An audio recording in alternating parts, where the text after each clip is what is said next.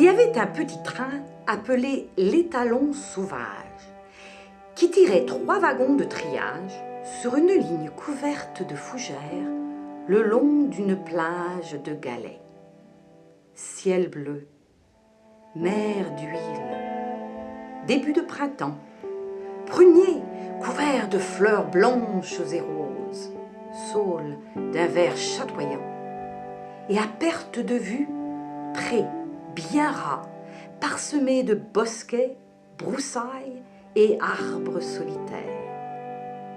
Paul, le mécanicien, était un petit homme trapu, aux membres musclés et arqués par une pratique intense d'exercice.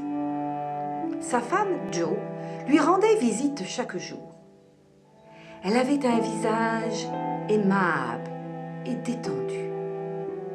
Paul retournait au travail toujours heureux après ses visites. Un jour, Jo était à la chasse et rencontra par hasard Amour. Amour était assis tout en haut d'un séquoia en position de lotus. Il regardait en aval de la rivière et Jo allait au bord de la falaise qui formait la berge. Elle se trouvait légèrement en hauteur et en retrait, lui procurant ainsi une vue d'Amour qui lui donna une formidable assurance. Elle ralentit Thomas, son canasson. Elle regarda Amour, qui, en vérité, était magnifique. Vêtue de somptueuses soies argentées et pourpres, mais à son horreur, de riches fourrures. Que faisait Amour, enveloppé dans ses fourrures d'hermine? « Il fait froid ici, » déclara Amour.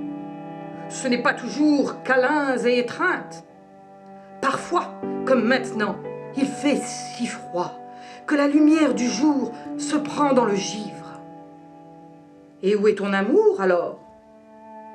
Il est là, assis, en haut du pin, attendant mon propre retour. Aussi, il est bon de porter ses fourrures pour tuer l'impatience ou l'inquiétude. C'est ainsi que je suis quand je suis absent, dit gaiement Amour. Et pourquoi t'absenter? Demanda Jo. Amour se leva, se tourna pour répondre et disparut. Très bonne question. Jo se retourna et vit sur la queue de Thomas Amour, assis, qui la regardait droit dans les yeux. Amour était tellement beau qu'elle ne pouvait détourner son regard de ses lèvres entr'ouvertes. Ne suis-je pas essentiellement partie de ventre, œufs, graines et enfants? Ah, les enfants, si divins. Mais même eux, divins parmi les divins, parfois ils nous abandonnent, déclara Amour, qui disparut aussitôt.